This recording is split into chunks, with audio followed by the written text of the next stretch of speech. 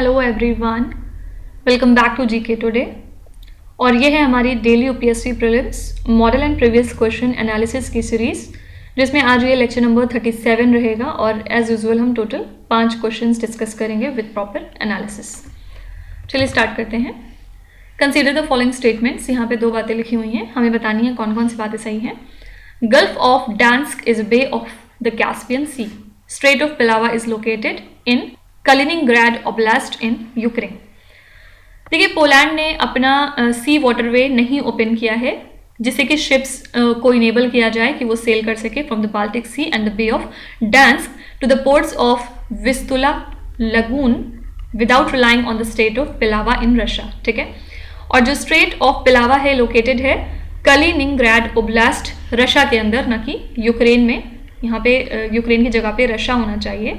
और ये पैसेज को इनेबल करता है from the Baltic Sea into the fresh water Vistula Lagoon, जो कि एक ब्रैकिश वाटर लगून है जो कि सेपरेटेड है from Gdansk bay by the Vistula strait. ठीक है, और डांस्क बे, जिसको आप गल्फ ऑफ डांस्क भी कहते हैं, ये साउथ ईस्टर्न बे है बाल्टिक सी की, ना कि कैस्पियन सी की। ठीक है, तो यहाँ पे दोनों बातें गलत हैं actually. Answer is neither one not two. क्यों गलत हुआ आपको समझ में आ गया होगा।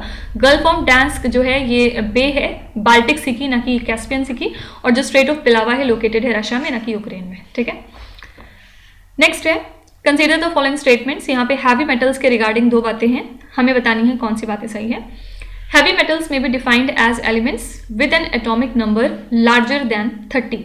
जी नहीं, क्योंकि जो हैवी मेटल्स होते हैं इनको डिफाइन करते हैं एज ऐसे एलिमेंट्स जिनका एटॉमिक नंबर लार्जर दैन 20 होता है और इनकी जो एटॉमिक डेंसिटी है वो ग्रेटर दैन 5 ग्राम क्यूबिक सेंटीमीटर होनी चाहिए। ठीक है, और इनके पास कुछ मेटल लाइक कैरेक्टरिस्टिक्स भी होना जरूरी है, जैसे कि आर्सेनिक हो गया, कैडमियम हो गया, क्रोमियम हो गया, कॉपर हो गया, लेड हो गया, मैंगनीज हो गया, इसके अलावा जो है मरकरी हो गया, निकल हो गया, यूरेनियम हो गया, एटसेट्रा। ठीक है, heavy metals like cobalt, copper, zinc and manganese are required in trace amount in human body।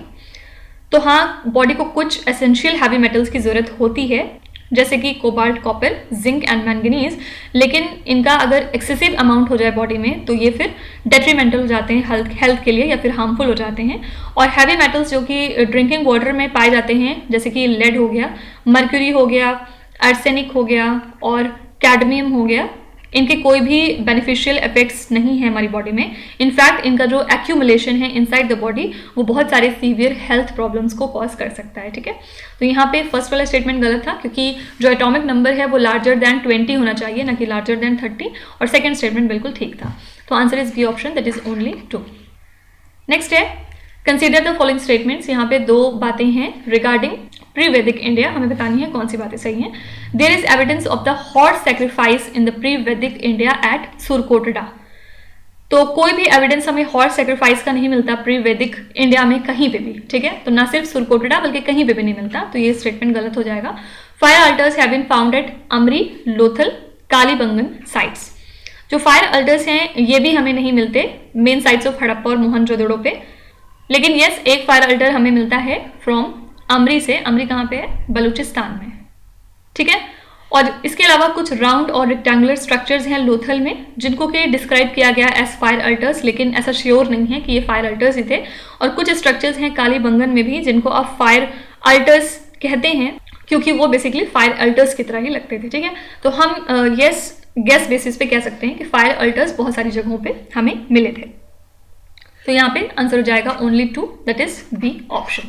First वाला गलत क्यों हुआ? क्योंकि हॉर्स के सैक्रिफाइस का कोई एविडेंस हमें प्री वैदिक इंडिया से नहीं मिलता। Arrange the following Persian rulers chronologically. यहाँ पे कुछ पर्शियन रूलर्स के नाम लिखे हुए हैं और इनको आपको क्रोनोलॉजिकल ऑर्डर में अरेंज करना है। फर्स्ट है यहाँ पे साइरस। साइरस का एरा है 588 टू 530 BC। ठीक है, ये फर्स्ट फॉरेन कॉन्करर हैं जिन्होंने एक्सपेडिशन को लीड किया था और पेनिट्रेट किया था इंडिया के अंदर। इसके अलावा इन्होंने कॉन्कर किया था अनातोलिया को और इसके अलावा बेबीलोनिया को, और सारी की सारी ट्राइब्स जो कि इंडस के वेस्ट में होती हैं right up to the Kabul region, उन्होंने सबमिट किया था साइरस को और इन्होंने ट्रिब्यूट पे किया था। ठीक है, तो साइरस के बारे में ये बातें हो गई। सेकेंड है डैरियस फर्स्ट। देखिए, डैरियस के पहले भी एक और रूलर आते हैं जिनका नाम है कैम्बाइसिस। कैम्बाइसिस का एरा होता है 530 से लेके 522 BC तक का, और इन्होंने कॉन्क्वेस्ट की पॉलिसी को अंडरटेक किया था, लेकिन इन्होंने जो इनके फादर यानी कि साइरस की जो एक प्रोग्रेसिव पॉलिसी थी उसको अडॉप्ट नहीं किया था। ठीक है, तो इनका एरा ये हो गया। उसके बाद नेक्स्ट आते हैं डैरियस फर्स्ट, जिनका एरा है 522 से लेके 486 BC तक का, और ये ग्रैंड सन है साइरस के, यानी कि कैम्बिसेस के बेटे हैं, और इन्होंने कॉन्कर किया था इंडस वैली को 518 BC में। ठीक है, फिर नेक्स्ट है कैम्बिसेस, और कैम्बिसेस की बात हमने यहाँ पे ऑलरेडी कर ली है। और लास्ट है ज़ेर्ज़िक्स। ज़ेर्ज़िक्स का एरा है 465 से लेके 456 BC तक का। इन्होंने फुली यूटिलाइज किया इंडियन प्रोविंसेस को, जिसमें इन्होंने फॉर्मिडेबल कॉन्टिजेंट्स को बिल्ड कर लिया था। ठीक है, और इसके बाद लास्ट रूलर इसके आते हैं डैरियस थर्ड। ठीक है, इन्होंने एनलिस्ट किया था इंडिया के सोल्जर्स को और फिर उन्हें भेजा था अलेक्जेंडर से लड़ाई करने के लिए। ठीक है, तो फर्स्ट पे आ गए इसमें साइरस यानी कि 1, उसके बाद कैम्बिसेस हैं यानी कि 3rd, उसके बाद फिर डैरियस आते हैं यानी कि 2, और उसके बाद last 4। 1 3 2 4 is the right answer, that is C option. ठीक है, लास्ट क्वेश्चन पे चलेंगे। National judicial appointment commission comprises who among the following. यहाँ पे नेशनल जुडिशियल अपॉइंटमेंट कमीशन में कौन कौन से लोग इसमें से होते हैं आपको ये बताना है। फर्स्ट है chief justice of India, second है union minister of law and justice, third है an eminent person nominated by a committee consisting of CJI, union minister of law and justice, leaders of opposition in Lok Sabha and Rajya Sabha, one of the 2 nominated eminent persons should be a woman. तो सबसे पहले हम बात करते हैं कि कौन सा आर्टिकल है जो कि रिलेटेड है regarding national judicial appointment commission. Answer is article number 124A।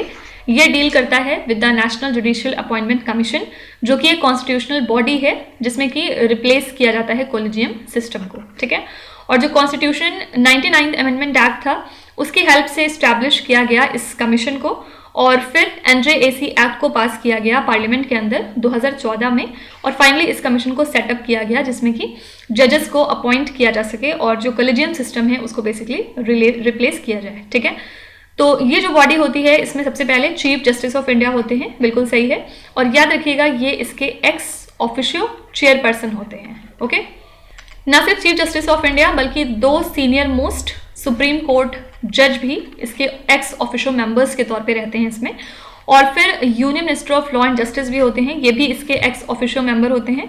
उसके बाद 2 एमिनेंट पर्सन होते हैं, ना कि सिर्फ एक। तो थर्ड वाला स्टेटमेंट सिर्फ पहले ही वर्ड से गलत हो गया, क्योंकि यहाँ पे 2 एमिनेंट पर्सन को चूज किया जाता है फ्रॉम सिविल सोसाइटी, और यहाँ पे ये आगे का स्टेटमेंट भी गलत है, क्योंकि सिविल सोसाइटी से 2 एमिनेंट लोगों को चूज किया जाता है, और उसमें से एक जो है वो नॉमिनेटेड होते हैं बाय अ पर्टिकुलर कमिटी, जिसमें कि होते हैं CJI और प्राइम मिनिस्टर और leader of opposition in the Lok Sabha, और जो दूसरा पर्सन होता है वो नॉमिनेटेड होता है from the SC, ST, OBC, minority communities और वुमेन से। ठीक है, तो यहाँ पे लास्ट ऑप्शन क्या है, one of the 2 nominated eminent person should be a women. No, ऐसा जरूरी नहीं है। वो जो नॉमिनेटेड पर्सन है वो कहाँ से होगा, वो SC हो सकता है, ST हो सकता है, OBC हो सकता है, माइनॉरिटी या फिर वुमेन। तो ऐसी कंडीशन नहीं है कि उसको वुमेन होना मैंडेटरी है। ठीक है, तो आई होप कि आपको समझ में आ गया होगा कि 3rd और 4th क्यों गलत है। 1st और 2nd बिल्कुल सही थे। आंसर है A option, that is only 1 and 2। तो इसी के साथ हमने आज के 5 क्वेश्चन यहाँ पे कवर कर लिए। आई होप कि आपने सेशन को एंजॉय किया होगा और चीज़ें आपको समझ में आई होंगी। तो कल फिर हम मिलेंगे with the next 5 question. Till then stay tuned. Thank you so much for watching, and please do not forget to subscribe to GK Today. With this, Meenu Zaid Sana signing off.